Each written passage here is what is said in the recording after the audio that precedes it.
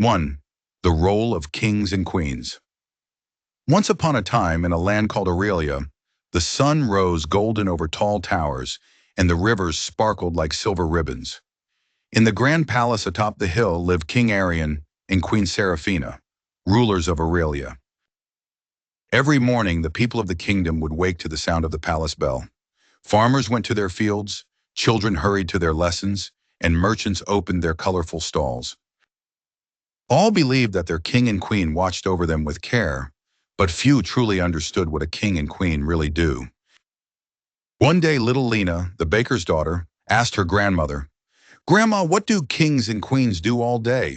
Do they just wear crowns and wave at people?" Her grandmother smiled softly and said, "Ah, child, their crowns are not just made of gold. They are made of responsibility.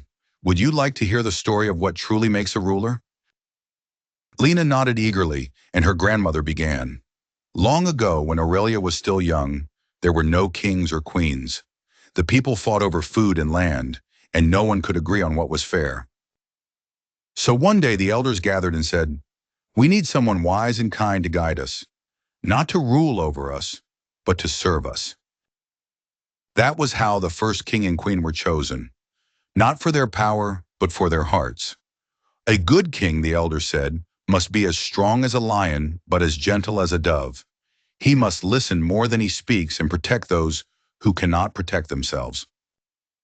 A good queen must be as wise as an owl and as warm as the morning sun. She must comfort her people in sorrow and help them find hope in hard times. Back in the present, King Arion and Queen Seraphina tried to live by those ancient words. When the rivers flooded, the king rode out in the rain to help the farmers build new dikes. When sickness spread, the queen stayed in the villages, tending to the sick with her own hands. And every night, before the stars filled the sky, they met with their council to listen to the voices of the people, rich and poor alike. Their crowns, though shining, were heavy with duty. One day, little Lena was invited to the palace because her bread had won a festival prize. She met the queen herself and curtsied shyly. "Your Majesty," Lena said, "my grandmother says your crown is made of responsibility. Is that true?" Queen Seraphina laughed softly and lifted the crown from her head. "It is true, dear child," she said. "A crown is not just for glory. It reminds me to be fair, to be kind, and to never forget that every person in this kingdom matters, even a little baker's daughter with a bright question." Lena smiled, and from that day on she told everyone she met, "Kings and queens are not the ones who command, but the ones who care." And so, in Aurelia, the people remembered that true royalty isn't about shining jewels or grand thrones. It's about wisdom, courage, kindness, and service.